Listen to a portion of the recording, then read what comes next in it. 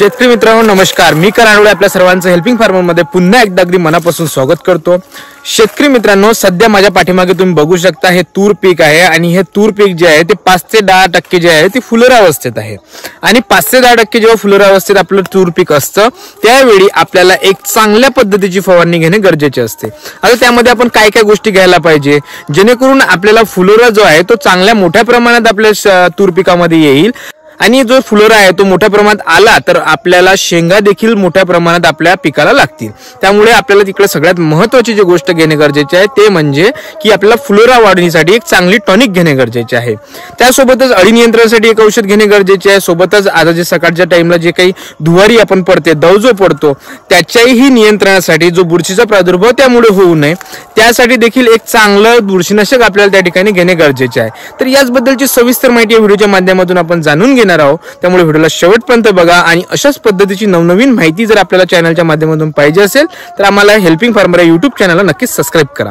शेतकरी बंधूंनो, सर्वप्रथम जर आपण बघितलं तर तूर पिकामध्ये आपल्याला जर मादीची संख्या जर मोठ्या प्रमाणात वाढवायची असेल तर त्या ठिकाणी आपण जर चिलिटेड झिंक 12% घटक असणारा जर एक झिंक घेतला तर नक्कीच आपल्या तूर या पिकामध्ये आपल्याला मादी फुलांची संख्या मोठ्या प्रमाणात वाढताना दिसेल आणि जर मादी फुलांची संख्या जास्त प्रमाणात वाढली तर आपल्याला फुलोरा देखील आपल्या पिकाला जास्तीत जास्त शेंगा लागण्याचे देखील तिथे चान्सेस मोठ्या प्रमाणात तयार होतील। त्यामुळे मादी फुलांची संख्या वाढवण्यासाठी आपण त्या ठिकाणी चिलिटेड झिंक 12% घेतला पाहिजे किंवा झिंक ऑक्साईड देखील घेऊ शकता 39% वाला ते देखील घेऊ शकता किंवा झिंक चिलिटेड झिंक 12% हा देखील घेऊ शकता। दोन पैकी एक कुठलाही झिंक त्या ठिकाणी तुम्ही घेतला पाहिजे आणि जे प्रमाण आहे ते चिलिटेड झिंकचं 25 ग्रॅम घ्यायचं आहे प्रति पंप असं घ्यायचं आहे।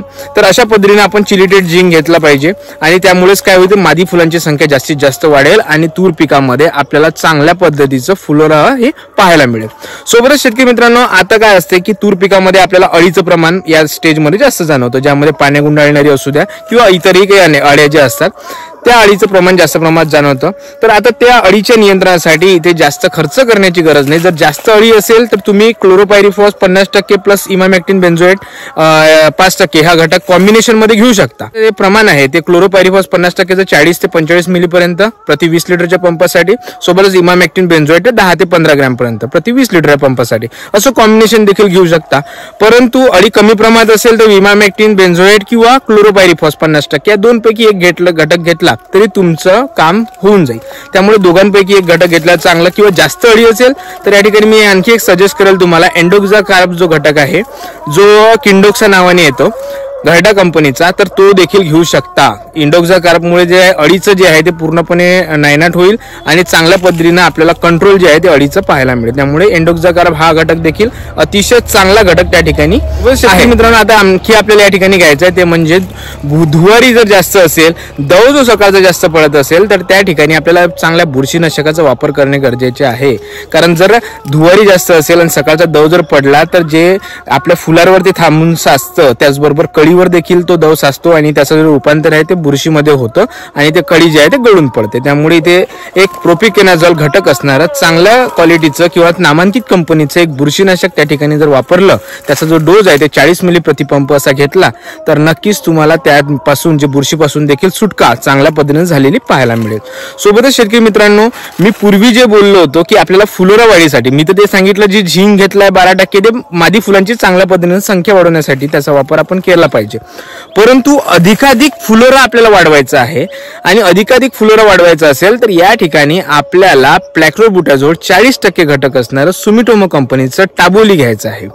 यामुळे काय होते तर हा एक हार्मोन आहे आणि चांगल्या पद्धतीनं फुलोरा वाढीसाठी हा अतिशय चांगल्या पद्धतीनं तूर पिकामध्ये काम करतो। बरेच शेतकरी बंधू दरवर्षी टाबोलीचा वापर नक्की करत असेल, ज्या शेतकरी बंधूंनी याआधी देखील टाबोलीचा वापर केलेला आहे त्यांनी कमेंटमध्ये नक्की सांगा की त्याचे रिझल्ट कसे आहे आणि तुम्हाला खरंच त्याचा फायदा किती प्रमाणात तुमच्या तूर या पिकामध्ये झाला, जेणेकरून बाकी देखील शेतकऱ्यांना त्या ठिकाणी फायदा होईल। शेतकरी मित्रांनो, अशा पद्धतीनं जर टाबोली तुम्ही घेतलं तर 5 मिली प्रतिपंप असा डोस घ्यायचा आहे, जास्त डोस याचा घ्यायचा नाहीये। अतिशय एक जास्त चांगल्या क्वालिटीचं किंवा एक स्ट्रॉंग असा एक हा घटक आहे, त्यामुळे याचं प्रमाण जे आहे ते 5 मिली असं घ्यायचं आहे. तर अशा पद्धतीने 3-4 घटकच आहे, जास्त घ्यायची गरज नाही. तुम्हाला विद्राव्य खताची जर आवश्यकता वाढत असेल तर तुम्ही 13-40-13-100 ग्रॅम हे विद्राव्य खत या ठिकाणी घेऊ शकता. परंतु नाही घेतलं तरी हरकत येणार नाही. परंतु जर तुम्ही घेतलं तर तुम्हाला तूर पिकासाठी एक चांगल्या पद्धतीचं काम हे विद्राव्य खत नक्कीच करेल. शेतकरी मित्रांनो, अशाच पद्धतीनं आपल्याला एक फवारणी करून घ्यायची आहे. 5 ते 10% जर आपल्या तूर पिकामध्ये आपल्याला फुलोरा दिसत असेल. शेतकरी मित्रांनो, व्हिडिओ कसा वाटला कमेंट करून नक्की सांगा. व्हिडिओ आवडला असेल तर व्हिडिओला लाईक करून आपल्या हेल्पिंग फार्मर या युट्यूब चॅनलला नक्की सबस्क्राईब करा. भेटूया पुढच्या व्हिडिओमध्ये अशाच प्रकारची नवनवीन माहिती घेऊन. धन्यवाद.